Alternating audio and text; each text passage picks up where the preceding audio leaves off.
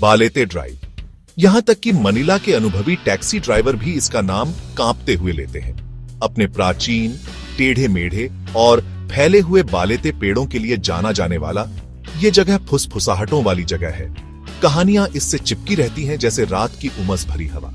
कहानियां एक सफेद औरत के बारे में बताती हैं जिसका दुख सालों से गूंज रहा है। कहते हैं वह सड़क पर घूमती रहती है, ढूंढती रहती है। किसको?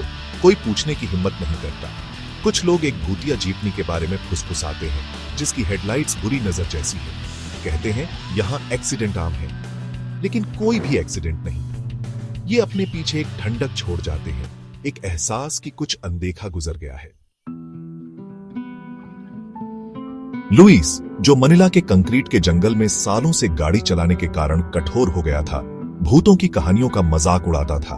वह रात की शिफ्ट में गाड़ी चलाता था। उसकी टैक्सी उसका आश्रय थी। आज रात बालेते ड्राइव बस एक और सवारी थी।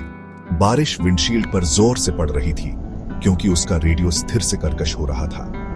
दो लोगों ने उसे नीचे आने का इशारा किया। उनके चेहरे बारिश से ढके हुए थे। वह रुका। उसकी टैक्सी का मीटर शांति में एक लयबद्ध धड़कन की तरह चल रहा था। एक युवक और युवती जल्दी से पिछली सीट पर बैठ गए।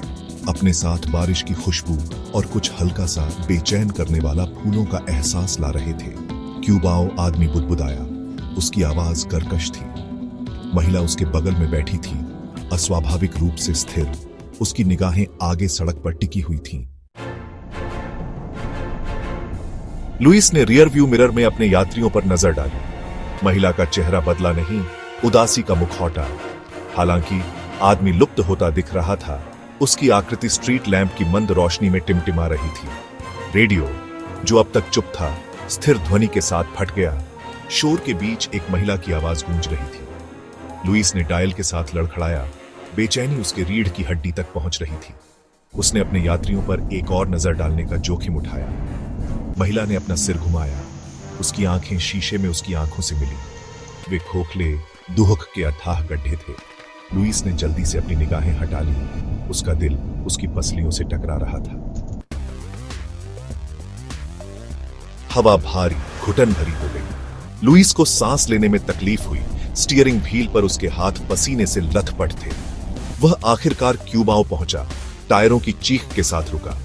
वह अपने यात्रियों का सामना करने के लिए मुड़ा, लेकिन पिछली सीट खाली थी। बारिश और फूलों की खुशबू एक भूतिया याद की तरह बनी रही। टैक्सी मीटर ने एक एरर मैसेज दिखाया। नंबर बेतरतीब ढंग से टिमटिमा रहे थे। लुइस पूरी तरह से हिल गया। उस रात बालेते ड्राइव से दूर चला गया। उसने रात की शिफ्ट से तौबा कर ली, खाली पिछली सीट और ठंडक की याद से परेशान। उसने कभी इस घटना के बारे में बात नहीं की, लेकिन उसके दिल में एक नया डर पैदा हो गया। न केवल बालेते ड्राइव के बारे में फुसफुसाई जाने वाली कहानियों का डर, बल्कि इस भयानक सच्चाई का भी कि कुछ किराए वसूल न करना ही बेहतर है। उसे यकीन था कि उसके यात्री चले गए हैं, लेकिन जब भी बारिश और फूलों की खुशबू हवा में भर जाती थी, वह घबराहट से रियर व्यू मिरर में देखता था। यह उम्मीद करता था कि वे उदास आंखें उसे घूर रही होंगी।